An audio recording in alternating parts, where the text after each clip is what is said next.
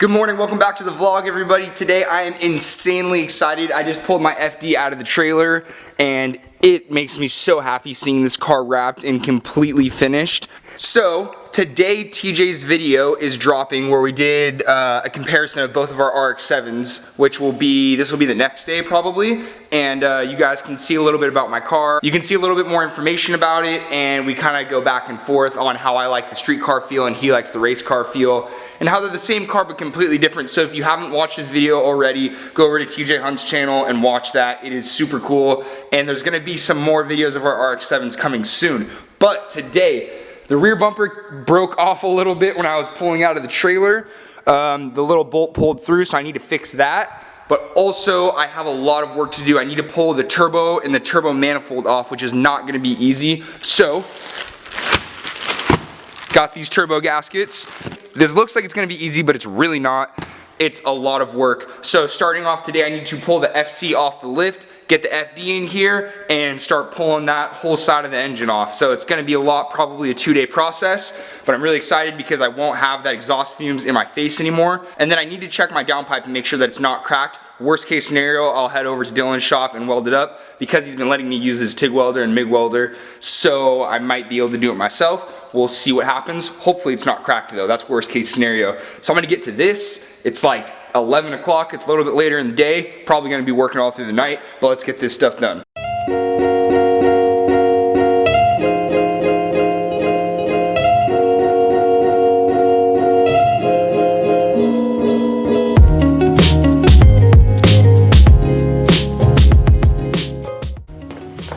Having cars that don't start kind of suck. The FD does start now, so that's a plus, but it gasses the whole garage up, so I can't really start it. So we'll see if I can push it in myself. The FC will be running soon. SEMA's been hectic. I've been busy 24/7, super stressed out, but I promise you, I'm not forgetting about that car. It will make its appearance and it's gonna be amazing. I just got done sending some emails and doing some other computer stuff, sending some files, but we have a dog. What's up, dog? Jason decided to come and help me. He was in the area. I want to ask him what he thinks about the FD, so let's go look at it again. I love it so much. What is your honest opinion compared to what it used to look like? I can't lie, it's beautiful. It's perfect. Yeah. Way better than it was before. When I first got my car from Falcon, it was really nice, and I destroyed it because I didn't know what I was doing when I was drifting and hit cones and flew off track, and the car looked crappy very, very fast. So it wasn't the best, but it looks a lot better now, and I'm super excited. The rear bumper is still not on. For some reason, I can never have all my bumpers on because it broke off going in my trailer, like I already said. But we need to push this car in. I just talked to Abel. He was kind of explaining how I should go about pulling the manifold off because he's done it before, and we're gonna get to that. He said probably a couple hours, but hopefully not too long.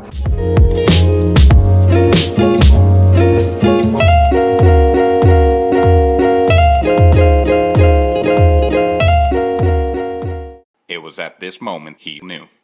He fucked up. Oh. How bad is that? Pretty bad.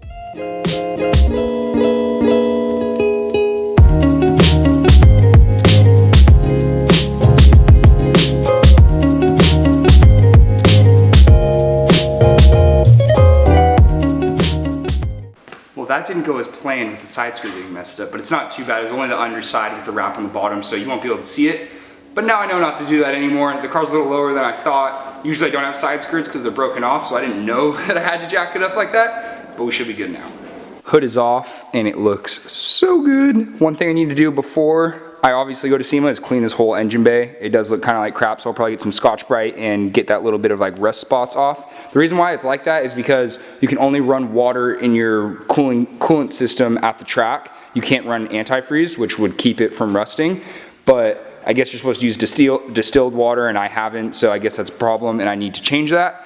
But I need to take off this thing right here. So these come off really cool. It's like they like pop open like that and then it slides off, but it doesn't want to slide off that well because I didn't put grease on it last time, so that's going to be a pain.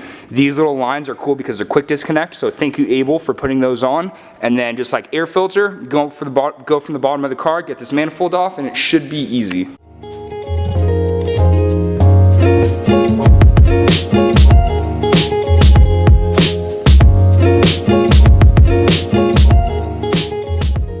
So I'll give you guys a better look. That is the coolant port for the turbo for the drain that's leaking right now. Got this pipe off here, the intake filter, and then these are the little quick disconnect lines that came off. So you literally just like push this little tab in and pops out. This one's kind of difficult. I don't know why it's being like that. But yeah, it's going pretty good. These are the oil lines I need to get off. So I need to get a small little wrench and then get a socket back in there for the downpipe. I might have to take this off also just so everything can slide out easy. It's 1:37, still haven't ate anything, and neither has Jason.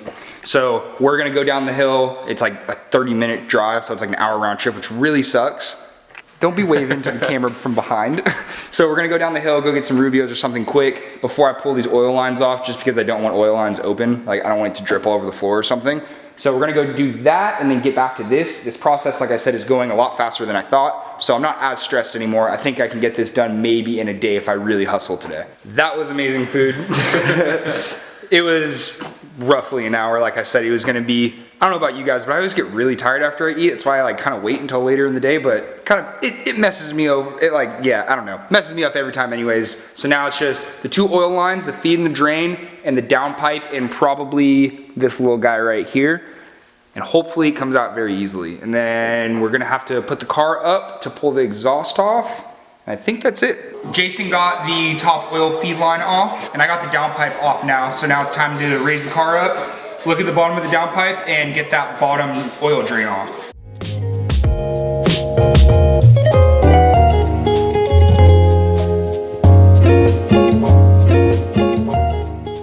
So I don't know how well you guys can see it, but this is torn. This is like a flex pipe. Like I'm pretty sure it's Inconel. It's like a flex pipe Inconel tube. It was like $300, but my exhaust being so low, it just like pulls on it when I bought them out and stuff, and it's completely ripped open. So this is a major part of the exhaust leak. So I need to fix this. So I'm probably gonna unbolt this, take it over to Dylan's shop, get a new one of these, and then TIG it up.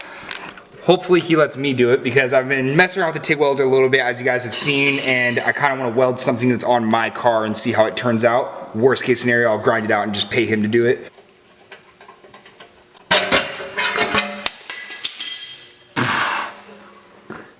I wasn't expecting that. I was not expecting that. Now that you guys can see it a little bit better in the light, this is a open hole. Like the turbo literally goes right. Why are you barking at me? Why are you barking at me? Chill. No. But this is where the back of the turbo goes. So it's just blowing straight up exhaust fumes right here and then right into my transmission tunnel. So this is definitely the main reason for my exhaust leaks, but might as well just change those exhaust gaskets just to be safe. I forgot to hit record and I'm very, very, very upset about it. I wasn't paying attention because it obviously took 2 people to grab this turbo and the manifold, and we took it off and put the gasket on right away, slap the manifold back together. So I'm sorry that you guys missed that part, but you get the idea. Took everything off and it's literally just 2 little gaskets, so you didn't miss much. But now it's time to put this back together and probably figure out where I can get that little flex pipe thing. I think my tuner Abel has one at his house, but something I'm really not looking forward to is that intercooler pipe. Like I said earlier, it's really hard to get off, but I got lucky. I think I'm gonna put some grease on the inside so it slides back and forth a little bit better, but I'm gonna talk to my tuner that also uses these on his car and see what he does for lubrication for those rings, because I obviously don't wanna get a boost leak if it's even possible.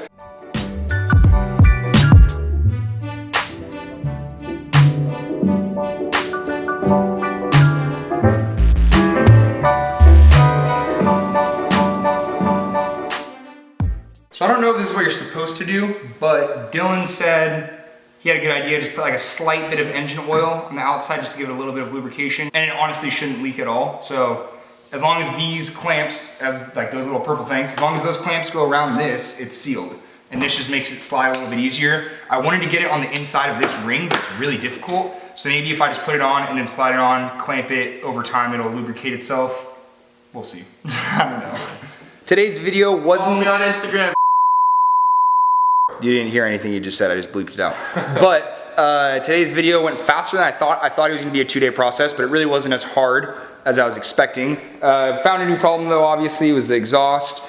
And there's some more plans that I have coming up, potentially. Maybe something that's like right there for an upcoming video. So if you haven't already, please like, subscribe, comment down below, and I'll see you guys in the next one. Also, he wants me to tell you to follow him, so his Instagram will be right here.